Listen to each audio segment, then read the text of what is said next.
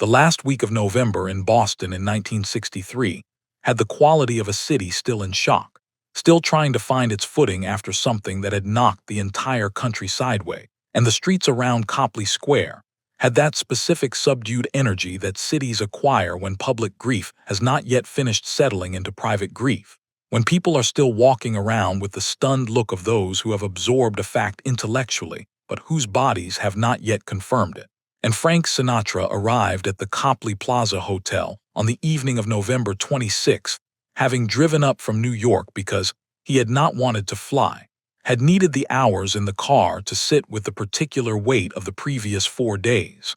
The weight that everyone in America was carrying, but that Frank Sinatra carried in an additional way that he had not spoken about publicly, and did not intend to speak about publicly, which was the weight of having known the man, of having shaken his hand in rooms that were now part of history, of having sung at the inauguration, and watched the face of someone who was genuinely listening, and not merely performing the act of listening. And the drive from New York to Boston had been 4 hours during which his driver had known not to speak, and the radio had been off, and the November landscape had moved past the windows like a film of something that used to be ordinary. Frank Sinatra was in Boston because he had a concert engagement at Symphony Hall on the 27th and 28th, 2 nights that had been booked 6 months earlier, and that everyone around him had suggested canceling given the circumstances, given that the country was in mourning, and that a concert felt like a strange thing to offer a grieving city. But Frank Sinatra had said no,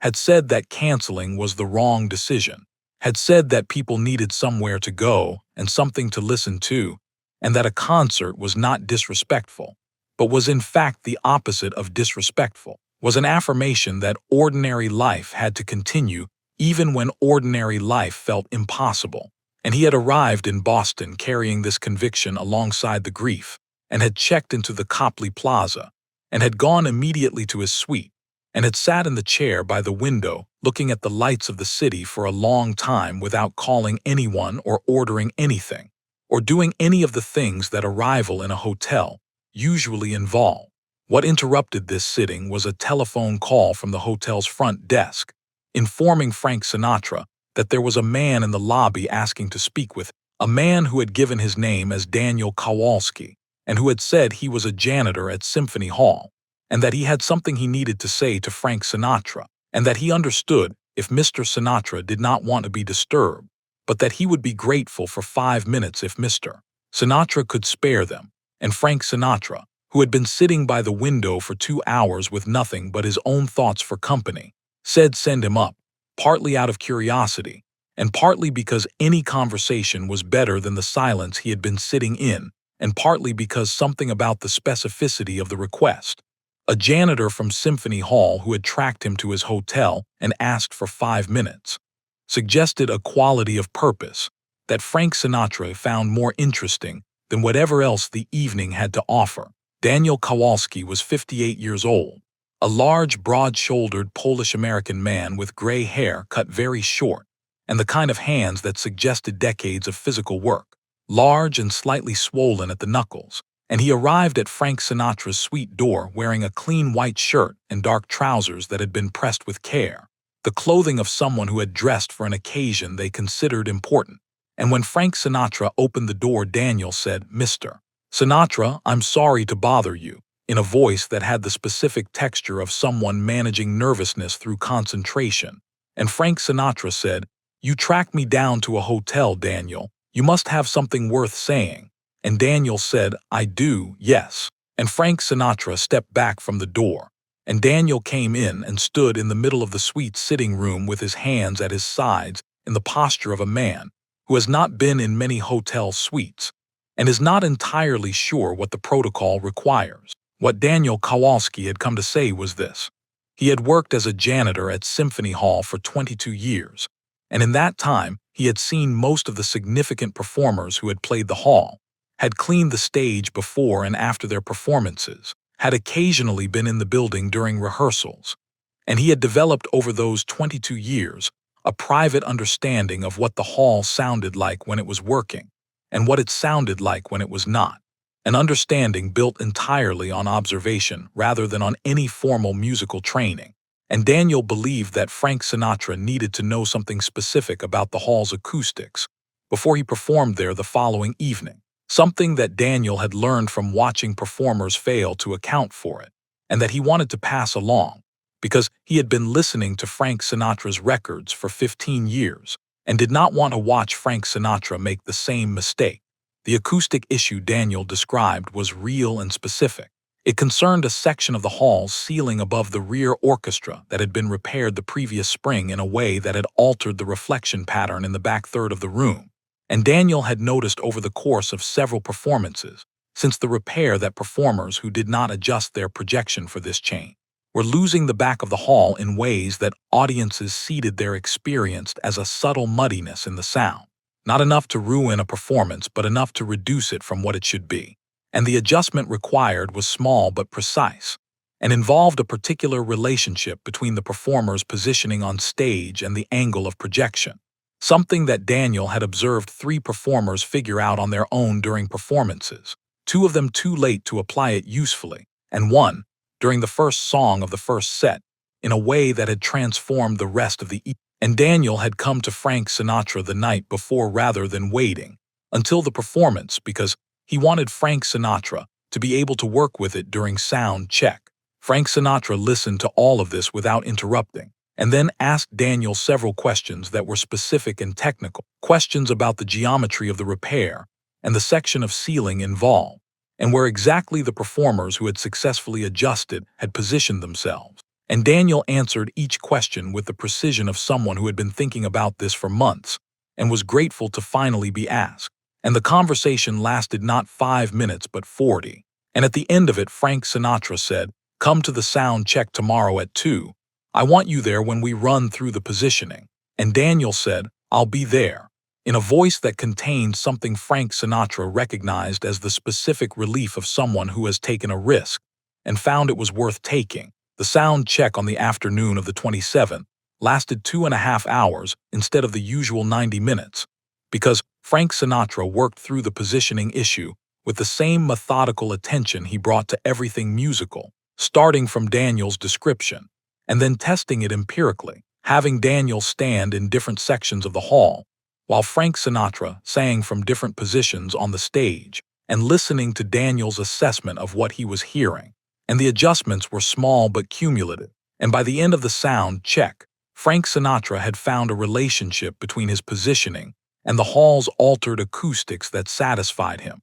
and he thanked Daniel in front of his full band and production team with the directness and specificity that Frank Sinatra always brought to acknowledging people who had given him something useful, said that Daniel had been watching this hall for 22 years and knew things about it that none of them had known when they walked in, and that the following evening's performance would be better for what Daniel had told them. And Daniel had stood at the edge of the stage during this acknowledgement with the expression of someone who is being seen clearly for the first time in a very long while, and who is not sure how to receive that seeing. The concert on the evening of November 27 began at 8 o'clock in a Symphony Hall that was not quite full but fuller than anyone had expected given the circumstances. And the audience that came had the quality of people who had decided that being somewhere in common with other people was itself a form of response to what had happened. And Frank Sinatra opened with something quiet rather than something that announced itself,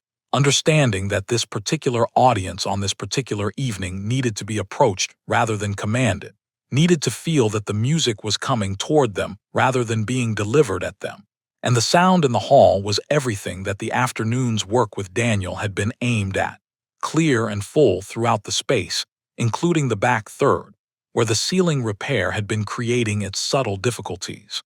And Frank Sinatra stood in the exact position he and Daniel had worked out and sang the first 3 songs from that position, before moving in the way that his performance naturally moved, and from the 4th row, and from the back row, and from every point in between the hall held the sound the way it was supposed to hold it, the way Daniel had understood it was supposed to hold it before the repair, and had spent 6 months watching it fail to hold it. And the performance that resulted from this combination of factors, the grief in the room and the music chosen to meet it, and the acoustic preparation that meant no one in the hall was fighting the room to hear clearly, was described the following morning in the Boston Globe as the most honest concert the reviewer had attended in a decade, as something that had managed to be both mournful and sustaining in equal measure, which was what Frank Sinatra had been trying to make it from the moment he had decided not to cancel. Frank Sinatra and Daniel Kowalski spoke briefly after the concert, a conversation that lasted 10 minutes in the corridor backstage while the hall was empty, and Frank Sinatra said that everything Daniel had told him had been accurate and useful, and that he was grateful, and Daniel said that he was glad it had worked, and that the hall was a good hall when it was understood correctly. And Frank Sinatra said, 22 years is a long time to understand something. And Daniel said, the hall doesn't change, only the repairs change, which was the kind of observation that sounded like it was about acoustics and was also about something else. And Frank Sinatra looked at Daniel Kowalski for a moment, and then shook his hand in the way that he shook hands with people he considered to have contributed something real to something real. And Daniel went back to his work, and Frank Sinatra went back to his hotel. And the city of Boston continued its slow process of moving from public grief toward the private kind that would take much longer to resolve. What Daniel Kowalski received in the mail 3 weeks later was an envelope from Frank Sinatra's management office, containing a personal check and a handwritten note on plain paper that said only, for 22 years of paying attention. And Daniel kept the note in the drawer beside his bed until he died in 1979, and his daughter found it there while clearing his things and asked him about it when he was still alive and well enough to answer. And Daniel had said that it was from someone who had understood something that most people did not understand, which was that paying attention to something for a long time without being asked to,